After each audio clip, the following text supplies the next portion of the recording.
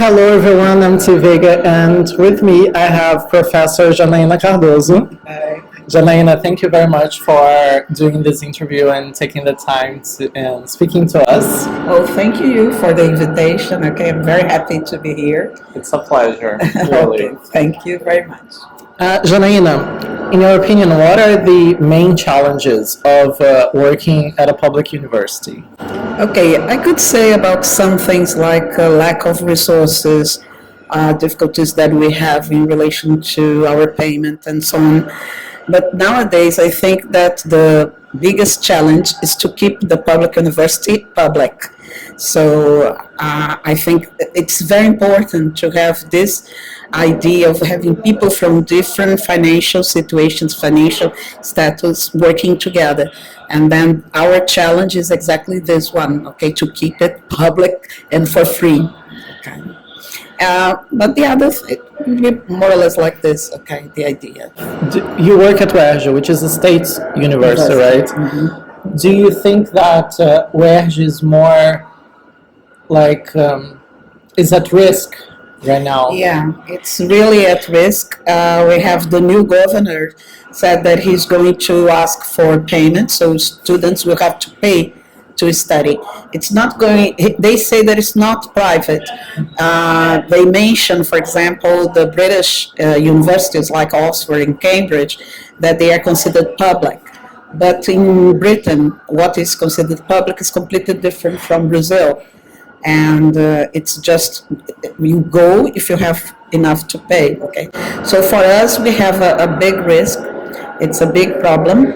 And we'll have to fight to stay the way we are, okay, and including people the way we include nowadays.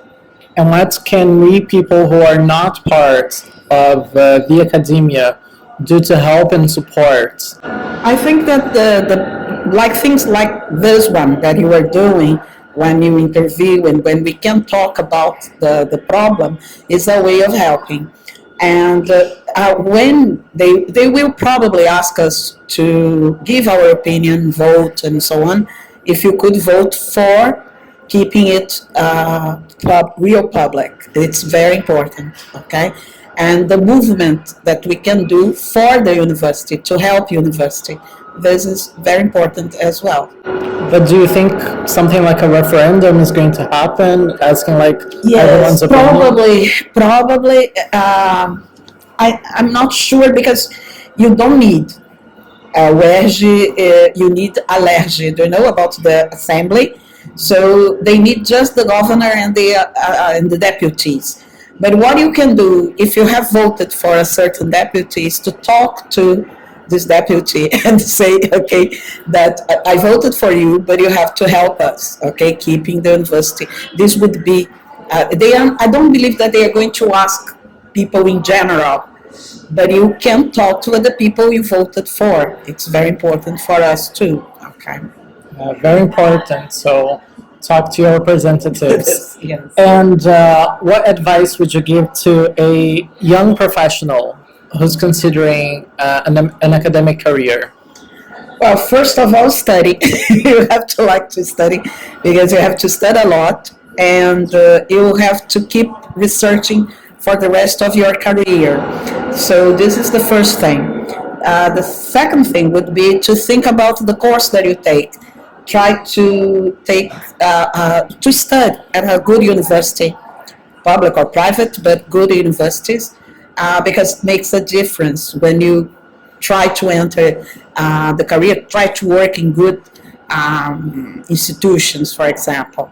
So it's very important. So I think it's be open, try to be creative, try to work sometimes without resources. You don't have so much resources, so you have to use the other area.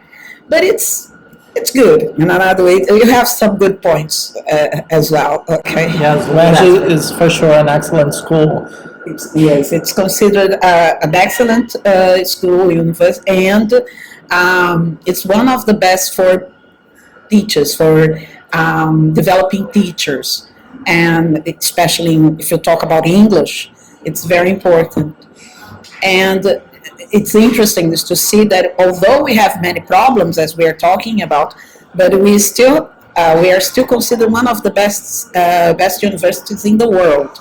So this is something good. This is something positive. Okay. Yes, definitely. And you mentioned like choose a good university. So any advice they would give in that regard? Because that's so difficult. Yeah. Because when we think of specifically in our case, like the letras course, there isn't really a standard. Yes, in Rio, I'm not going to talk about in whole Brazil, but we have the public universities like UFI and UFRJ, Yeah. UERJ, UERJ, and we have PUC, Rio, the Catholic University, which is excellent as well.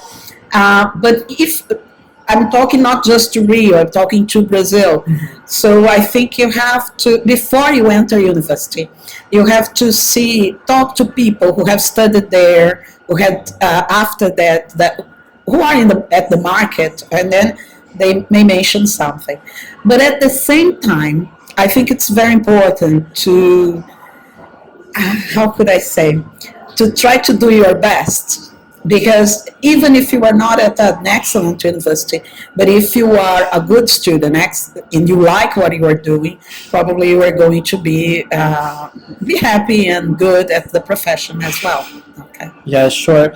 And I wanted to ask you, we were talking about the university, and what differences have you observed between the current English language bachelor students and the ones from like 20 years ago? Oh, that's a tough question. And I'm talking to someone who is very young. Oh, not very young. So I've been studying this for a long time about the generation. I used to talk about Generation Y and so on.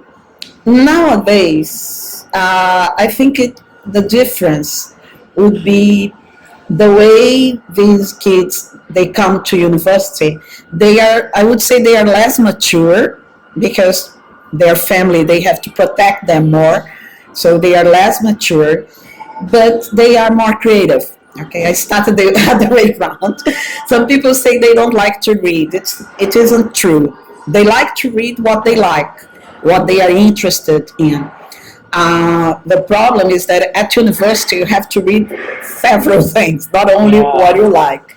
So the problems we've been facing is that they read less if they are not interested. So we have to deal with this. We have to balance this thing about the students nowadays. Something else, and it's not only for them but for us too, is that technology is an extension of their body.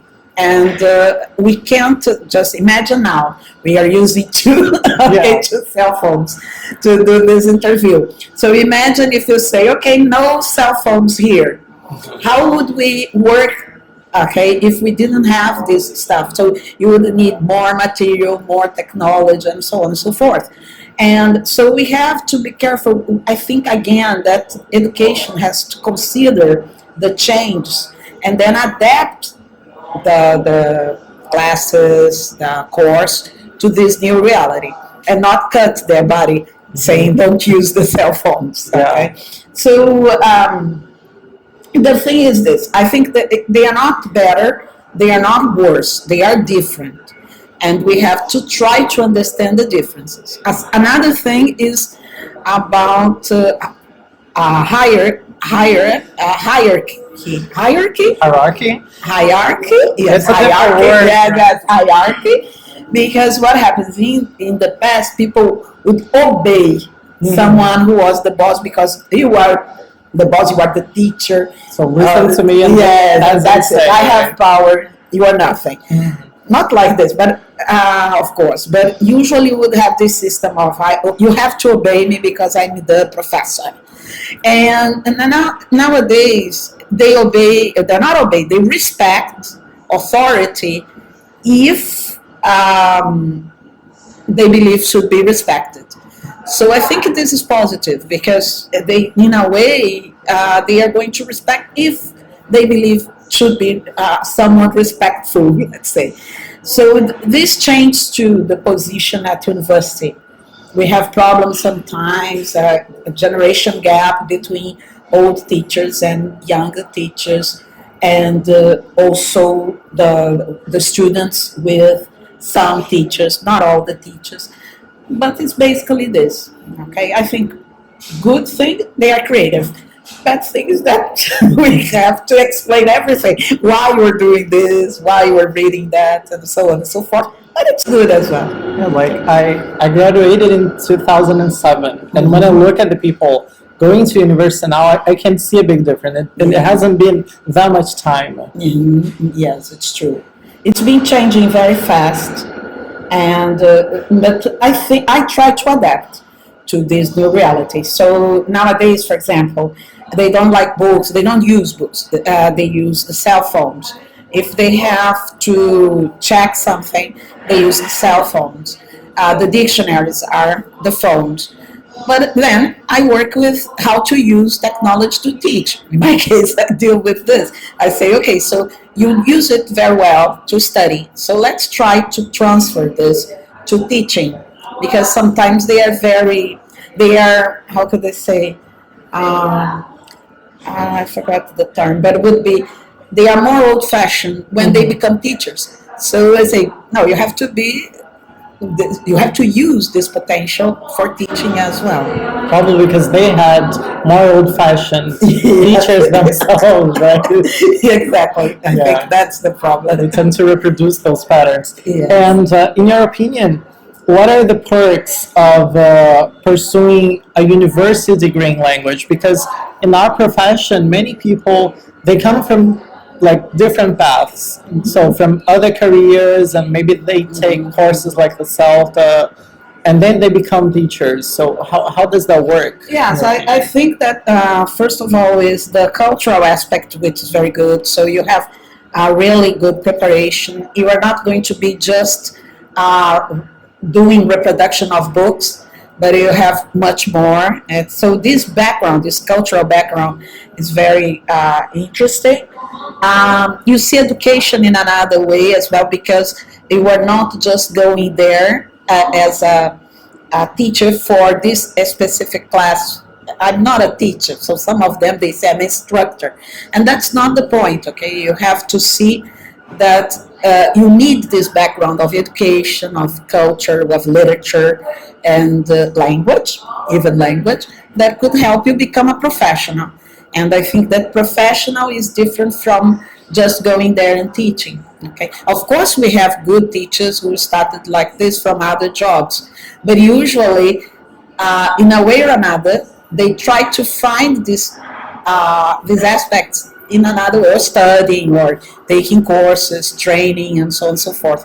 I think the university helps you a lot to have a broader view of teaching, of language teaching. Okay. Yeah, no, I completely agree. And of life, because I remember like before going to university and going to university, just being there and in contact with so many people from so many different parts of the state, that was already like mind-blowing for me at the time, coming from a very small place. So Oh, you come from a small place. yeah. And then going to university for me was This also this life experience. Yeah, so this is, first, I completely agree.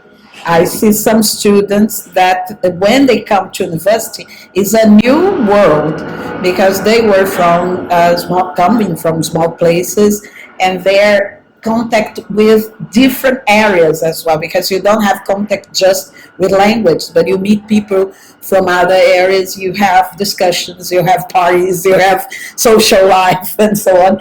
And all these things, they would help contribute to your development and becoming more mature as well, because you are not staying with the family, so something true. Yeah, sure. And Personal development.